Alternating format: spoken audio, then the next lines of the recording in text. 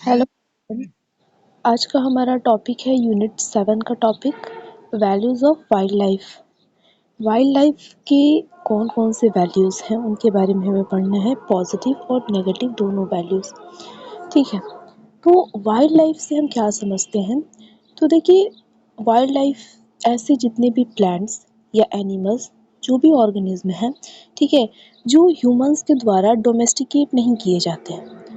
जैसे हाँ, जो पेट एनिमल्स होते हैं, ह्यूमंस जिनको डोमेस्टिकेट करते हैं, प्लांट्स हो या फिर एनिमल्स हो। ठीक, प्लांट्स से मतलब है जो क्रॉप प्लांट्स होते हैं जिनको खेतों में उगाया जाता है, उनसे मतलब है। तो ऐसे कोई भी जो प्लांट्स होते हैं, जो एनिमल्स होते हैं, जिनको ह्यूमंस डोमेस्टिकेट नहीं करते हैं, ठीक है, तो उनको हम क्या कहते हैं? वाइल्ड लाइफ कहते हैं।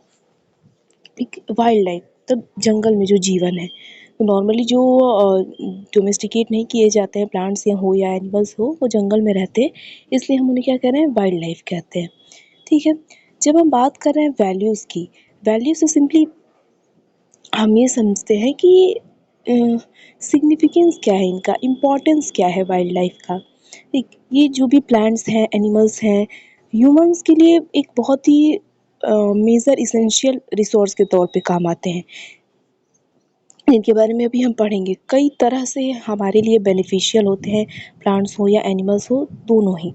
ठीक है, तो इन्हीं के वैल्यूज़ के बारे में हमें पढ़ना है। ठीक, तो देखिए, सबसे पहला पॉइंट वाइल्ड लाइफ की डेफिनेशन की। The term wild life refers to all the organism including plants and animals which are not domesticated by humans. जो ह्यूमंस के द्वारा डोमेस्टिकेट नहीं किए जाते हैं, उनको हम क्या कहते हैं?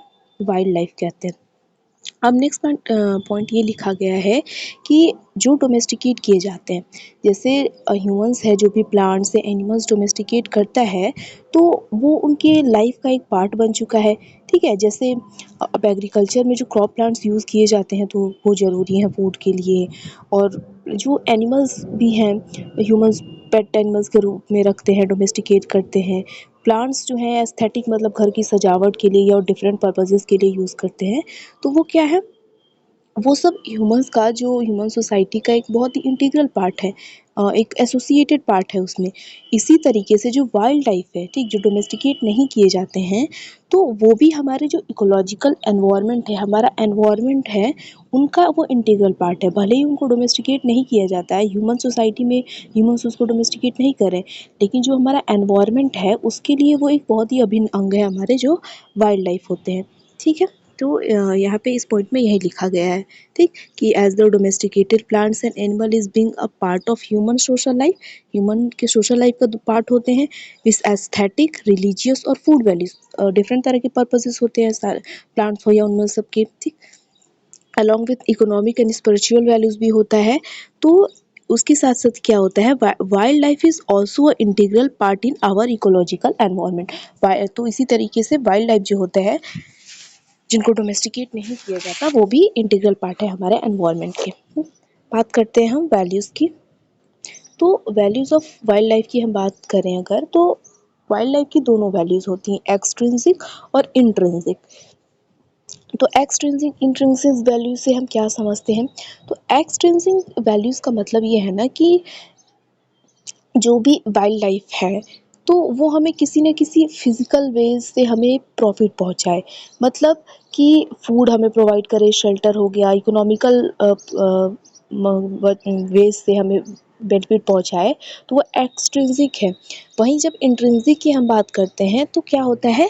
Sense of ethical practices. Ethical मतलब मोरल, उसे हम क्या कहते हैं? नैतिकता वाली। जो भी हमें कोई फील कराए, जो भी वाइल्ड लाइफ से हमें कुछ सीखने को मिले, ठीक है, मोरल वैल्यूज़, रिलीजियस वैल्यूज़, ये सारी चीज़ें, तो वो इंट्रिंसिक वैल्यू में आती हैं। तो वाइल्ड लाइफ की दोनों वैल्यूज़ हैं, एक्सट्रिंसिक भी, मतलब जो हमें फिजिकल फॉर्म में लाभ पहुंचाती है, और एक्सट्रिंसिक भी, जो हमें इनर अपने अंदर से जो हमें क्या करें? बेनिफिट पहुंचाए। ठीक, तो देखिए, wild life has both extrinsic and extrinsic value. Extrinsic का मतलब क्या है? तो extrinsic in the sense values which are primarily who which primarily benefit the human in physical ways, जो फिजिकल तरीकों से हमें लाभ पहुंचाए, जैसे हमारे जीवन में जो भी लाइवलीहुड है उसमें इकोनॉमिकली और फूड के तौर पे जिससे हम सर्वाइवल हो सके, सेल्फ सस्टेनेबिलिटी करवाए हमारी। और इंट्रिंसिक से क्या मतलब है कि in the sense of ethical practices to intact the human with their aesthetic moral values and religious belief that they have for some wild animal and plant. ठीक, जो वाइल्ड एनिमल और प्लांट है उनके लिए जो एस्थेटिक वैल्यूज़ हैं, ethical values हैं, religious value है, ये चीज़ों को हमें समझाती है। नेक्स्ट पॉइंट ये है कि वाइल्ड लाइफ मैनेजमेंट का फंक्शन क्या है, ताकि वो सेटिस्फाई कर सके जो भी उसकी वैल्यूज़ हैं उसको। ठीक, अब नेक्स्ट हम बात करते हैं, जो हमारा टॉपिक है कि जो पॉजिटिव और नेगेटिव वैल्यूज़ क्या-क्या हैं। तो देखिए, पॉजिटिव वैल्यूज़ से हम क्या समझते हैं कि जो हमें किसी तरीके से एडवांटेज दे, बेनिफिट पहुँचाए, तो वो पॉजिटिव वैल्यूज़ है। नेगेटिव वैल्यूज़ में वाइल्ड लाइफ के द्वारा जो भी हमें अगर कोई हार्म पहुँच रहा है, कोई हमें डिसएडवांटेज हो रहा है, तो वो नेगेटिव वैल्यू कंसीडर करी जाएगी। ठीक, तो जैसे पॉजिटिव वैल्यूज़ में अगर हम देखें तो पॉजिटिव वैल्यूज़ में क्या-क्या आएँगी वाइल्ड लाइफ की। पॉजिटिव वैल्यूज़ में एथिकल वैल्यूज़ हो गई, cultural values, ecological values, scientific values, aesthetic और recreational values, commercial, game values. तो ये सब क्या है? इनका मतलब वैल्यूज़ मतलब सिंपली इनका सिग्निफिकेंस क्या है, इम्पोर्टेंस क्या है, ठीक है? तो ये सारी होंगी। नेक्स्ट नेगेटिव वैल्यू में क्या आएगी? वाइल्ड लाइफ से हमें क्या नुकसान हो सकता है, तो एग्रीकल्चर को डैमेज हो सकता है, कंपटीशन बढ़ जाएगा, डिजीजेस फैल सकती हैं और ह्यूमन से कन्फ्लिक्ट हो सकता है वाइल्ड लाइफ का, एनिमल्स का। ठीक है, तो एक एक को हम डिस्कस करते हैं। सबसे पहले पॉजिटिव वैल्यूज़ को डिस्कस करेंगे, और पॉजिटिव वैल्यूज़ में हम सबसे पहले एथिकल वैल्यूज़ को डिस्कस करेंगे। एथिकल मतलब मोरल, जो नैतिक हम बात करते हैं, नैतिकता। ठीक, तो एथिकल वैल्यूज़ हमें क्या बताती है, तो वाइल्ड लाइफ एथिकल वैल्यूज से हम क्या समझते हैं, तो एथिकल वैल्यूज हमें ये बताती हैं कि हमें कोई राइट नहीं है, कोई अधिकार नहीं है किसी भी वाइल्ड लाइफ में किसी भी प्लांट एनिमल्स को मारने का। ठीक है, जो भी लिविंग कंपोनेंट है इस पूरे अर्थ पे, तो हमें एथिकल वैल्यूज के अकॉर्डिंग हमें कोई अधिकार नहीं है कि हम उनको मारें। ठीक है, तो देखिए, the ethical values compel us to think that we have no right to kill or destroy the other living component। जो भी लिविंग कंपोनेंट है, दूसरा लिविंग कंपोनेंट, तो हमें कोई अधिकार नहीं है उसको मारने का, उसको डिस्ट्रॉय करने का। ठीक, of the nature that includes wild life. जो फिर नेक्स्ट पॉइंट क्या है कि हमारी जो भी एंशियंट बुक्स है, स्कल्पचर्स है, रिलीजियस टेक्स्ट बुक हो गई, या जो भी फिलोसफर्स हैं, उन्होंने हमें क्या बताया, सिग्निफिकेंटली उनका रोल है प्रोटेक्शन, कंजर्वेशन और कंट्रोल ऑफ वाइल्ड लाइफ में। ठीक, जैसे हमारी जो रिलीजियस बुक्स हैं या फिर कोई भी एंशियंट टेक्स्ट बुक है, उसमें हमें हमें बताती है, एथिकल वैल्यूज़ हमें सिखाती हैं अपने वाइल्ड लाइफ को क्या करने में, कंजर्व करने में। जैसे कि spreading and including the sense of love and coexistence to wild creatures among us। तो वाइल्ड क्रिएचर्स के लिए मन में जो भी लव है एंड क्या करना, उनको कंजर्व करने का जो चीज़ है, हमें एथिकल वैल्यूज़ के माध्यम से, आई मीन जो हमारी टेक्स्ट बुक्स हैं उनके माध्यम से है हमें देखने को मिलता है। कुछ हम अगर डिस्कस करें इंडियन हिस्ट्री में, ethical value of wild life in Indian history में, तो जैसे क्या है कि हिंदू माइथोलॉजी में, हिंदू रिलीजन में हम जानते हैं कि डिफरेंट जो एनिमल्स हैं उनको गॉड्स के साथ, भगवान के साथ एसोसिएट किया जाता है। जैसे कि जो टाइगर, लायन है, उनको माँ दुर्गा की सवारी कहा जाता है। स्नेक्स को क्या कहा जाता है कि लॉर्ड शिव के गले में रहते हैं।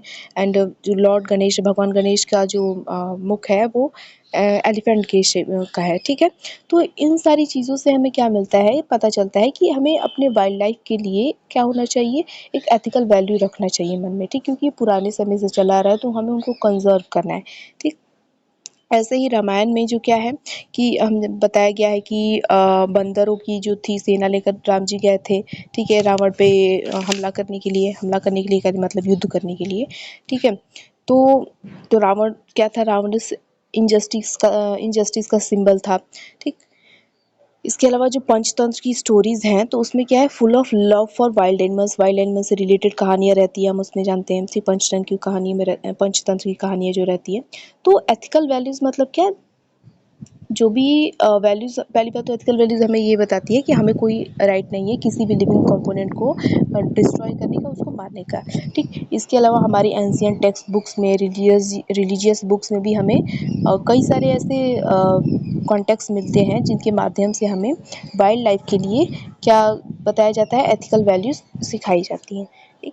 अब नेक्स्ट क्या है, नेक्स्ट कल्चरल वैल्यूज़ है। तो जितने भी वाइल्ड लाइफ है, जो भी प्लांट्स हैं, एनिमल्स है, लिविंग कंपोनेंट जो भी है, तो उनका कल्चरल वैल्यू भी है बहुत सारा, ठीक। देखिए पहला पॉइंट ये लिखा है कि wild animals have an intimate relationship with human religion, culture and tradition, not only in ancient but also in modern time. तो ये कह रहा है कि जो भी वाइल्ड एनिमल्स हैं, तो ह्यूमन रिलीजन के साथ, कल्चर और ट्रेडिशन के साथ बहुत ही उनका गहरा संबंध है, ठीक। और ये मॉडर्न टाइम में भी है और बहुत पुराने समय से भी, हमेशा से मतलब रहा है और आज भी है, ठीक। तो जैसे कि जो टाइगर होता है और लायन होता है, तो उनको क्या एक ब्रेवरी की, फेरोसिटी मतलब बहादुरी और क्रूरता, फेरोसिटी मतलब क्रूरता होते हैं, उससे क्या किया जाता है, उनको रिप्रेजेंट किया जाता है। जो पीकॉक होता है उसको सोर्स ऑफ इंस्पिरेशन और ग्रेस के तौर पे रिप्रेजेंट किया जाता है, ठीक। नेक्स्ट पॉइंट ये है कि wild animals should be preserved because the knowledge which we have about this animals is part of our culture. इसके अलावा जो वाइल्ड लाइफ जो होता है, तो उसको कंजर्व करना हमारे लिए बहुत ही ज़रूरी है, क्योंकि हमें जो नॉलेज आज मिली है तो वो हमारे कल्चर से जुड़ी हुई है, ठीक, पुराने समय से चलती आ रही है। तो वाइल्ड लाइफ हमें नॉलेज भी प्रदान करती है, ठीक। जैसे एग्जांपल के लिए कुछ ये बताया गया है कि जो अल्ट्रासोनिक टेक्निक है, जो बैट्स यूज़ करते हैं, तो वो ह्यूमंस में क्या है, रडार को इन्वेंट करने के लिए एक इंस्पिरेशन दे सकती है। तो ह्यूमंस जो वाइल्ड लाइफ है, ह्यूमंस को इंस्पायर भी करते हैं अलग-अलग चीज़ों को इन्वेंट करने के लिए भी, ठीक। जैसे कुछ एनिमल्स इंस्पिरेशन होते हैं कि नए-नए इन्वेंशंस और डिज़ाइंस बनाने के लिए, जैसे फिश या वो सब डॉल्फिन्स हो गई, एरोप्लेन का शेप होता है वैसा। तो ऐसे ही ह्यूमंस क्या कर आई मीन वाइल्ड लाइफ जो है इंस्पायर कर सकती है ह्यूमंस को और करती भी है अलग-अलग इन्वेंशंस के लिए भी, ठीक। तो ये कल्चरल वैल्यूज़ हैं। नेक्स्ट इकोलॉजिकल वैल्यूज़ क्या है, तो इकोलॉजिकल वैल्यू जो हमारे एनवायरनमेंट में जो इकोसिस्टम है, उसमें जो वाइल्ड लाइफ है उनका बहुत ही इंपॉर्टेंट रोल है, ठीक। प्रोड्यूसर्स हैं कुछ वाइल्ड लाइफ, तो उन्हीं से क्या बनेगा, खाना बनेगा भाई पहली बात, तो फिर तो किसी और के पास पहुँचेगा, तो उनको कंजर्व करना ज़रूरी है, ठीक। तो देखिए wild animals are as much as a part of nature as man and have a significant role to play in maintaining the dynamic of ecosystem. तो वाइल्ड एनिमल क्या है, जितना इस इकोसिस्टम में ह्यूमन ज़रूरी है, उतना ही क्या है, वाइल्ड लाइफ भी ज़रूरी है।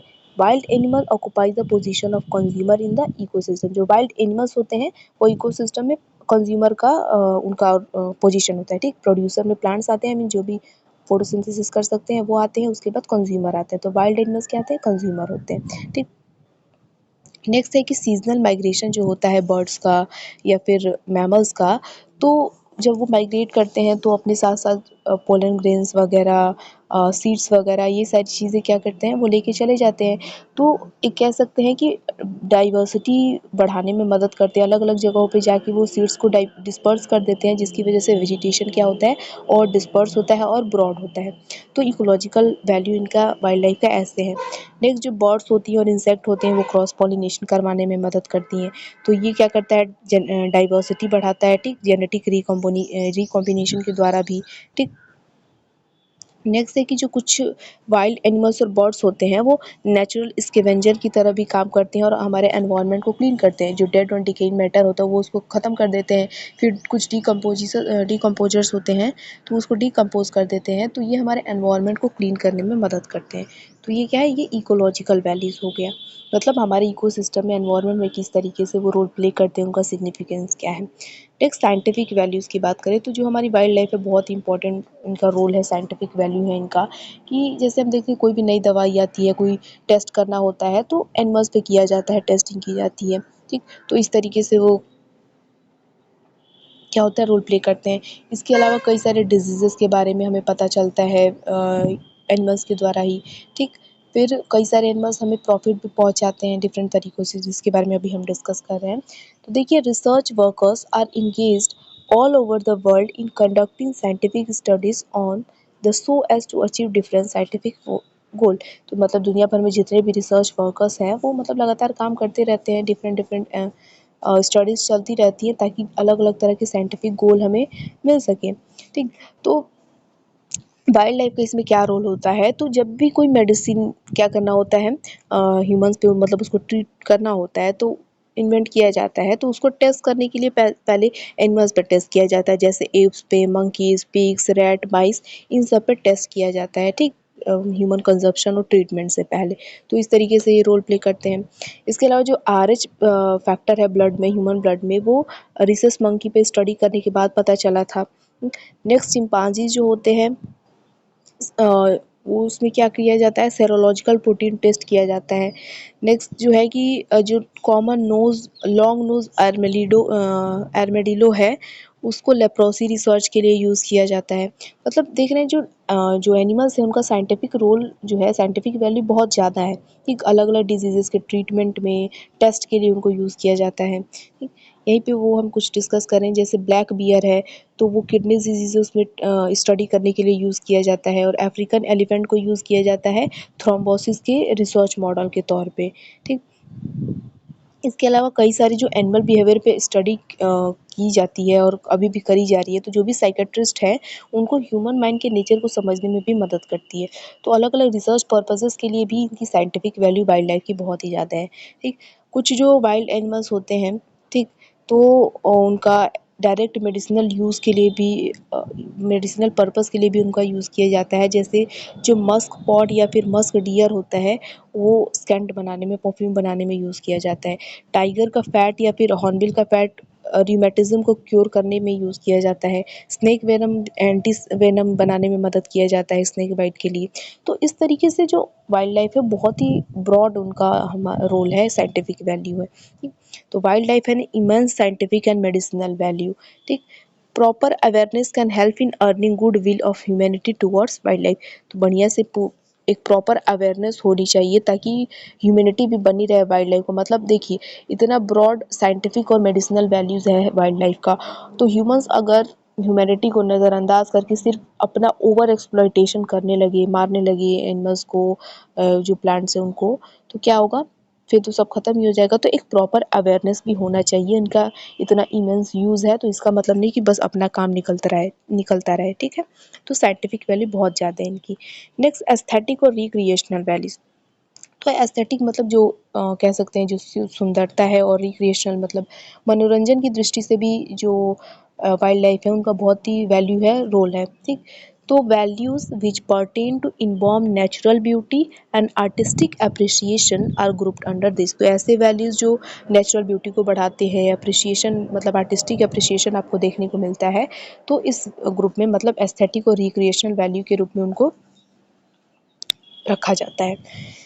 तो जैसे कि हम जानते हैं इतनी डाइवर्सिटी, अलग-अलग तरह के एनिमल्स हैं, ठीक है, अलग उसके प्लांट्स हैं, तो वो क्या होते हैं, कई सारे जो वाइल्ड एनिमल्स होते हैं बहुत ही सुंदर होते हैं, सिंपली ब्यूटीफुल होते हैं एकदम, कुछ मैजेस्टिक और पावरफुल होते हैं, मैग्निफिसेंट और कलरफुल होते हैं।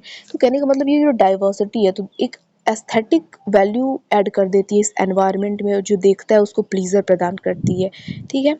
इसके अलावा जो वाइल्ड लाइफ होता है, रिक्रिएशन मतलब एंटरटेनमेंट, मनोरंजन भी प्रोवाइड करवाती है पूरे बढ़िया से पब्लिक को, ठीक। लोग होते हैं जाते हैं, घूमने जाते हैं, जूज़ में जाते हैं, नेशनल पार्क्स में जाते हैं, ठीक, तो अपना टाइम स्पेंड करने जाते हैं। तो एस्थेटिक और रिक्रिएशनल वैल्यू भी होता है वाइल्ड लाइफ का। इसके अलावा नेक्स्ट है कॉमर्शियल और इकोनॉमिकल वैल्यू। तो कॉमर्शियल और इकोनॉमिकल पर्पस के लिए भी यूज़ किया जाता है वाइल्ड लाइफ को, ठीक। जैसे कई सारी इंडस्ट्रीज़ है, जैसे फिशिंग इंडस्ट्रीज़ है, तो बहुत ही वो भी बड़ी इंडस्ट्री है, एक्वाकल्चर किया जाता है। इसके अलावा जो फर और स्किन ट्रेड है वो भी डेवलप हो गया है इंडस्ट्री में, ठीक। लेकिन एक इसका डिसएडवांटेज ये है कि बहुत ही एक अनऑथराइज्ड और बहुत ही कह सकते हैं ना बहुत ज़्यादा लेवल पे चीज़ हो रही है। फर और ट्रेड स्किन इंडस्ट्री है, तो इल्लीगल पोचिंग और हंटिंग किया जाता है, तो इसका डिसएडवांटेज भी है। लेकिन कमर्शियल और इकोनॉमिकल वैल्यू के तौर पे भी क्या किया जाता है, इनका एक बहुत ही बड़ा रोल है वाइल्ड लाइफ का। इसके अलावा गेम वैल्यूज़ में क्या है कि हंटिंग जो है की जाती है गेम स्पोर्ट्स के तौर पे, तो उसको किया सॉरी तो उनका ये भी रोल है, ठीक। तो ये कुछ पॉजिटिव वैल्यूज़ हैं, मतलब हमें बेनिफिट पहुंचाते हैं किसी न किसी तरीके से, और बहुत ही ज़्यादा वाइल्ड लाइफ का पॉजिटिव वैल्यू है, जो डिफरेंट डिफरेंट पॉजिटिव वैल्यू हमने डिस्कस किए। अब एक चीज़ है ना कि जो पॉजिटिव वैल्यूज़ है ना, इनको दो कैटेगरी में रखा गया है, नॉन कंजर्वेटिव या फिर जिसको हम इंटेंगिबल कहते हैं, और दूसरा कंजर्वेटिव या फिर टेंगिबल। तो क्या होता है ये, तो टेंगिबल या कंजर्वेटिव मतलब क्या होता है ना कि ऐसे वैल्यू जिसे डायरेक्टली हमें फूड, मनी या फिर एन्जॉयमेंट मिलता है। जितने भी वैल्यूज़ हमने पढ़े ना पॉजिटिव वैल्यूज़, तो ऐसे वैल्यूज़ जिनसे डायरेक्टली हमें फूड, मनी और एन्जॉयमेंट मिलता है, तो उसको हम टेंगिबल की कैटेगरी में रखते हैं, ठीक। और इनटेंगिबल मतलब हमें ऐसे फिजिकल ऐसे अगर नहीं मिलता है तो उसको, तो जैसे इकोलॉजिकल और एथिकल वैल्यू, ठीक। तो एथिकल वैल्यूज़ हो गया, तो एथिकल वैल्यू से हमें कोई ऐसा फूड और मनी एन्जॉयमेंट तो नहीं मिल रहा है ना, वहाँ तो हमारे एथिक्स के लिए, हमारे मोरल के लिए बात की गई है कि हमें नहीं मारना चाहिए, ये सब नहीं करना चाहिए, ठीक। तो ये दो कैटेगरी है पॉजिटिव वैल्यूज़ की। तो ये पॉजिटिव वैल्यूज़ हो गया। नेक्स्ट नेगेटिव वैल्यूज़ में क्या है, तो नेगेटिव वैल्यूज़ में सिंपली ये है ना कि अगर किसी तरीके से हमें वाइल्ड लाइफ से हमें डिसएडवांटेज हो रहा है या फिर हार्म पहुंच रहा है, किसी तरह का नुकसान हो रहा है, तो वो नेगेटिव वैल्यूज़ में आएंगी। तो पॉजिटिव वैल्यूज़ तो बहुत ही ज़्यादा है। तो नेगेटिव वैल्यूज़ भी कुछ हैं, जैसे कि डिस्ट्रक्शन ऑफ प्रॉपर्टीज़ हो गया, प्रीडेशन हो गया, फिर कई सारे डिजीज़ेज़ भी फैलती हैं जानवरों की वजह से। जैसे आप सुनते हैं ना कि इस पर्टिकुलर गाँव में या शहर में तेंदुआ आ गया तो घायल कर दिया, मार दिया। तो ये सब क्या है, ये नेगेटिव वैल्यूज़ है वाइल्ड लाइफ की। कि कोई हाथी आ गया, पागल हाथी, उसने एक्सीडेंट करवा दिया रोड पे या कहीं और जाके प्रॉपर्टी वेस्ट कर दी, डिस्ट्रॉय कर दी, ठीक। तो ये सब नेगेटिव वैल्यूज़ के अंडर आएंगी। जैसे और एग्जांपल की अगर हम बात करें तो डियर हो गए, जैसे वाइल्ड लाइफ डियर जैसे हो गया, तो वो क्या करेगा, कोई फील्ड है तो वहाँ जाके सब कुछ ख़त्म कर देगा, या और भी जो हर्बीवोर एनिमल है वो सब वेस्ट कर देंगे।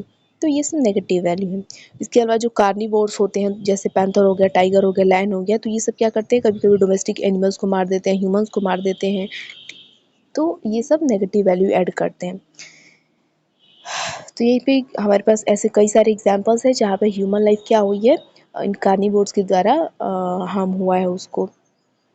इसके अलावा कई सारे वाइल्ड एनिमल जो होते हैं, वो डिजीज़ेज़ के कैरियर के तरह भी काम करते हैं।